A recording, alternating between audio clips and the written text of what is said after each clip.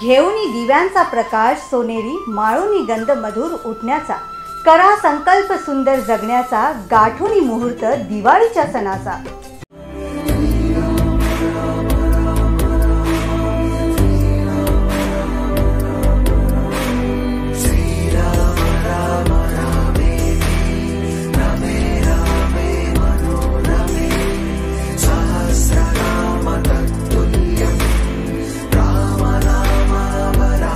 नमस्कार, BCN न्यूजच्या दिवाळी विशेष कार्यक्रमात मी क्षितिजा आपल्या सर्वांचं स्वागत करते।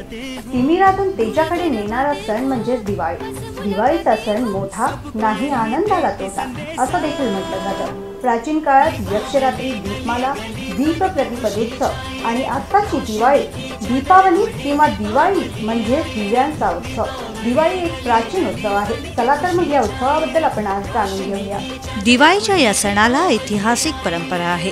प्रभू रामचंद्रांनी विजयादशमीच्या दिवशी रावणाचा वध केला आणि सीतेसह पुष्पक विमानातून अयोध्येला परतले। दिवस म्हणजे धनत्रयोदशी। या दिवशी घरोघरी लक्ष्मीपूजन केलं जातं। सगळेजण अभ्यंग स्नान करून मनोभावे लक्ष्मीची पूजा करतात। दिवाळीचा दुसरा दिवस म्हणजे नरक चतुर्दशी। भगवान श्रीकृष्णाने नरकासुराचा वध केला तो हाच दिवस। अश्विन शुद्ध चतुर्दशीला नरक चतुर्दशी साजरी करतात। दिवाळीच्या तिसऱ्या दिवशी म्हणजेच अमावास्येच्या दिवशी व्यापारी लोक मोठ्या थाटामाटाने लक्ष्मीपूजन करतात।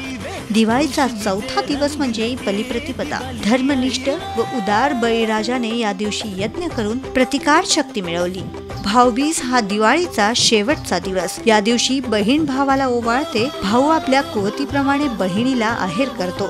वनवास कालावधीत तो राक्षसांसह आणि लंकेच्या शक्तिशाली शासक रावणाशी लढला। राम परतल्यावर अयोध्येतील लोकांनी त्यांचे स्वागत करण्यासाठी आणि त्यांचा विजय साजरा करण्यासाठी दिवे पेटवले। तेव्हापासून वाईटावर चांगल्याचा विजय घोषित करण्यासाठी दिवाळी ही साजरी केली जाते। दिवाळीच्या सर्वांना मंगलमय शुभेच्छा। लक्ष्मीच्या सोनपावलांनी आपल्या घरात सुख समृद्धी आणि आनंद येईल।